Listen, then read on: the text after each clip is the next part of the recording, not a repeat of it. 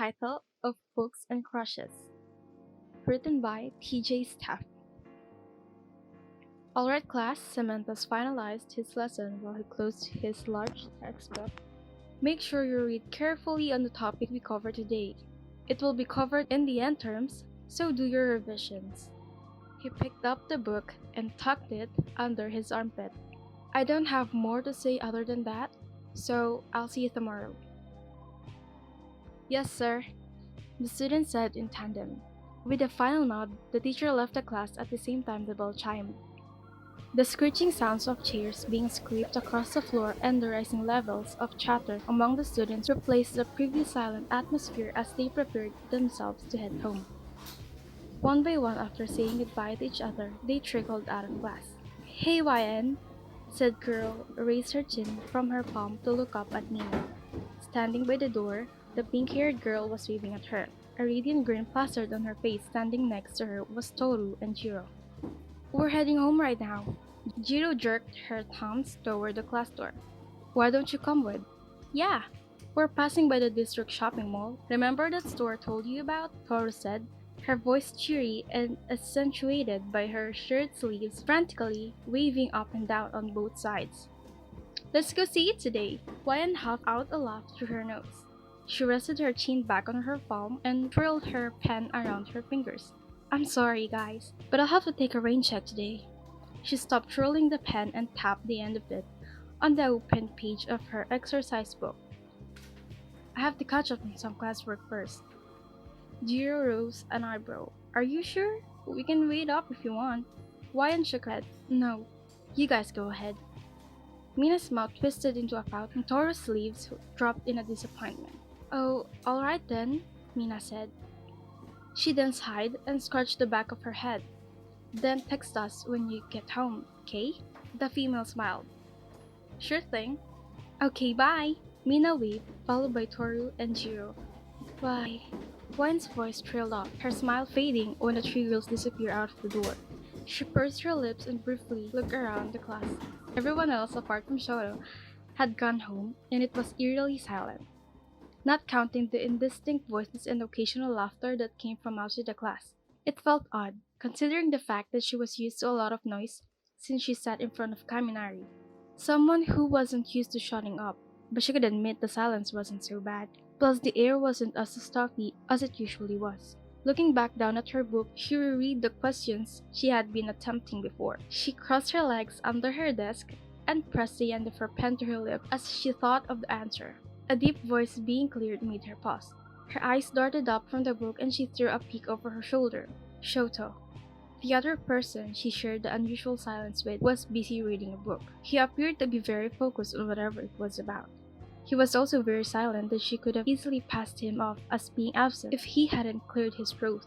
Wyan looked up from his book at her. The girl flushed, slightly embarrassed to be caught looking. She then quickly shot him a smile before turning back to face forward. Wyan bit her lip as she lightly tapped her book with her pen. Scoffing a silent laugh, she shook her head and resumed answering her questions. Unlike her, however, Shoto never resumed reading his book. His cold, mismatched eyes remained on her, staring at her with a conflicted look that would flash across his features before disappearing completely, only to return. Calmly, he closed his book, which was actually upside down, and placed it on his desk. He heaved out a sigh. Shoto Todoroki was freaking nervous.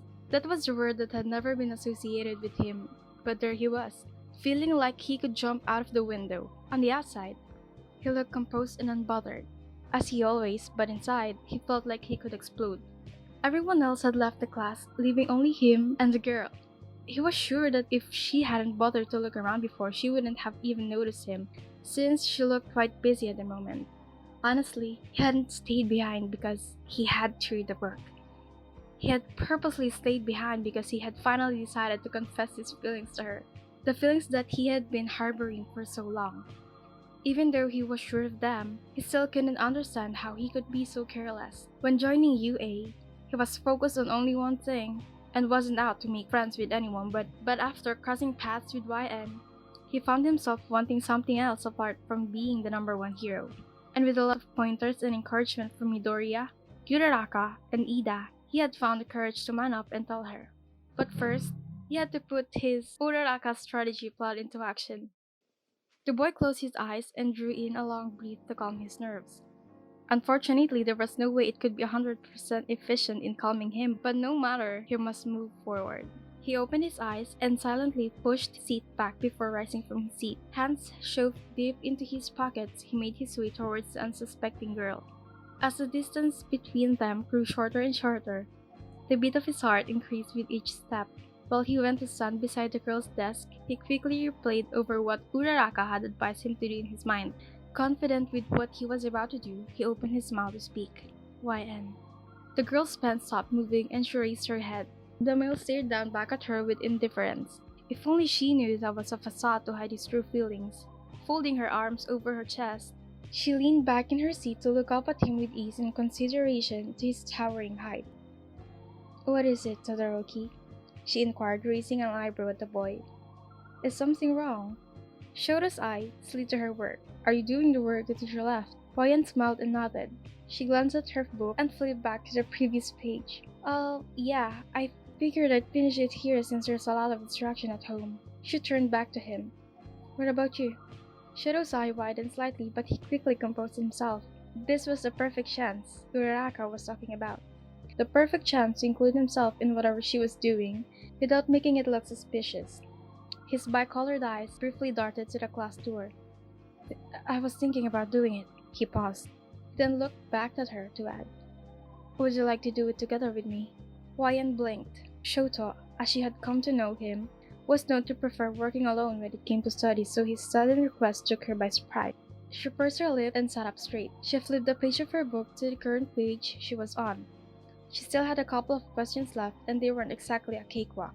Besides, it wouldn't hurt to work together, and it will make work easier as he was blessed in the brain department. The corner of her mouth turned up, and she looked at him. Shoto's heart nearly skipped a vital beat. "Sure, why not?" she said with a nod. She looked around the class. "Do you want to do it here or at the library?" "Library."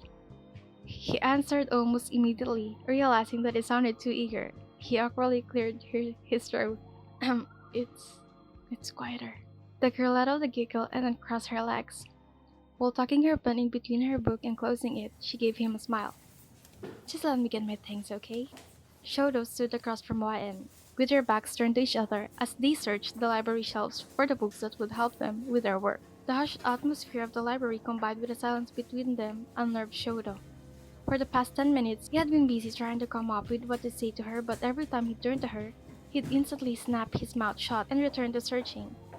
Still deep in his toiling thoughts, he grazed the tip of his fingers against the book's spines. His eyes quickly skimming over the book's title, but none striking out as the book focusing on their particular word topic. He froze. His eyebrows pinching together, he let out a low hum. Another perfect chance. Shoto looked at Wyan over his shoulder. She was flipping through the pages of a book. "I can find the book you were talking about," he said in a hushed tone, making the girl turn to him. "Huh?" Snapping the book shut, her brows knitted. "Weird. It was here last time." She handed Shoto the book she had, and began searching through the shelves on Shoto's side.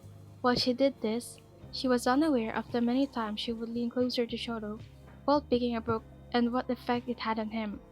The poor boy, who had no initial strength to move away from YN, covered the bottom half of his red face and turned his head away from her. "Here it is," she proclaimed with a pretty laugh. Without bothering to look into the book, she took it from the shelf and gave it to him. The boy hesitantly turned back to her. He stared at the book in her hands, uncovering the bottom half of his face, tucking the hand into his pocket. Shoto gradually took the book, his breath hitching when his fingers accidentally brushed against YN's. "Okay," YN said while she thankfully looked around the shelves for any other book they could carry. "I think we're sorted out." After receiving no response from Shoto, she turned and was about to pass him to leave for the study area when she did a double take after catching a sight of his red face. "Todoroki?" She tilted her face in concern. "Are you okay? Your face is all red." Shoto mentally cursed. "I'm fine." He averted his mismatched eyes away from her. Just a fever. Are you sure? The girl didn't get an opportunity to finish her sentence when Shoto suddenly turned to head to the study area without a single word. Wyan stared at his retreating back in confusion. She then shrugged, figuring that maybe it was personal and deciding that she shouldn't interfere further. She followed him, and choosing not to say anything about what had occurred. She sat across from him as they began their work. 30 minutes in, and Shoto couldn't take it anymore. He had hardly concentrated on his work as all he could do was stare at the girl sitting in front of him. How her beautiful eyes glinted when she was curious, how she would bite her lip when in deep thought, how she would laugh when she made a silly mistake, the cute way she'd twirl her pen when reading something. How could someone be so perfect without trying so hard to? No wonder he fell for her. They weren't close, but Shoto was a good observer, especially from the sidelines. She was intelligent, strong, tactful, funny, silent at times, understanding, and hardworking. There were so many positive adjectives he could use to describe, and yet wouldn't be able to perfectly capture how radiant she was. She even knew how to handle a hothead like Katsuki without breaking a sweat. All these attributes had long ago struck a chord within him, and he couldn't get his mind off her. He had to have her soon. Hey, Ryan's voice brought Shoto out of his thoughts. His eyes snapped up from the book he was reading, as if he wasn't staring at her just 5 seconds ago from the top of the book. What is it? He asked, lowering his book. I just realized that we didn't get one. She gestured with a thumb towards the shelves. I'll be right back, okay? Yeah, he nodded. His eyes never once left her as she stood up and made her way to the shelves. Which one? Which one?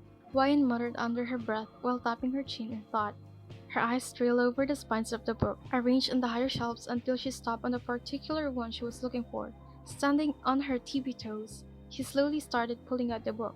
Once she had a good grasp on it, she stood back down on her heels as she went back away from the shelf. Her back collided with something hard behind her. It didn't take her long to realize it was someone's chest. A male's chest, precisely. Before she could turn to see who it was and apologize, the male buried his head in her neck as his hands grabbed the shelf in front of Wyan, caging her in between his arms.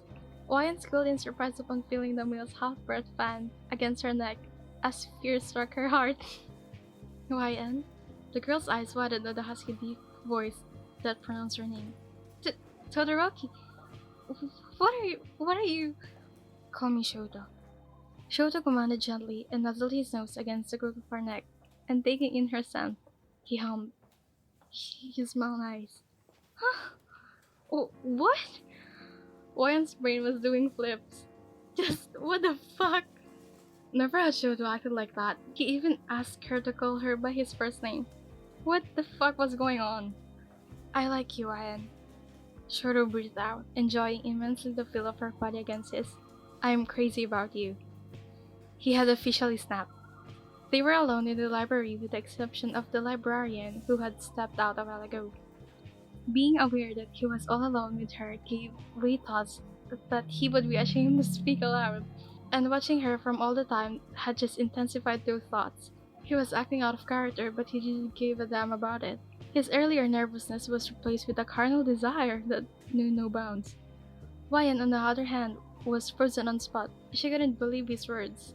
He liked her? She couldn't understand how she hadn't noticed it yet. Here he was, running his nose along her neck, sending shivers up her spine.